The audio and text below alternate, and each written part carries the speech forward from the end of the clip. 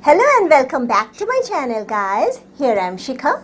One of my subscribers has sent me this glass piece and have asked to upcycle it and make something attractive home decor piece so that it can be kept in his living room.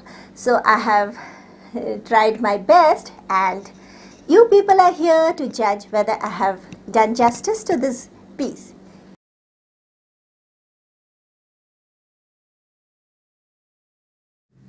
So here is the glass piece. It is basically a measuring jug primarily used in the kitchen.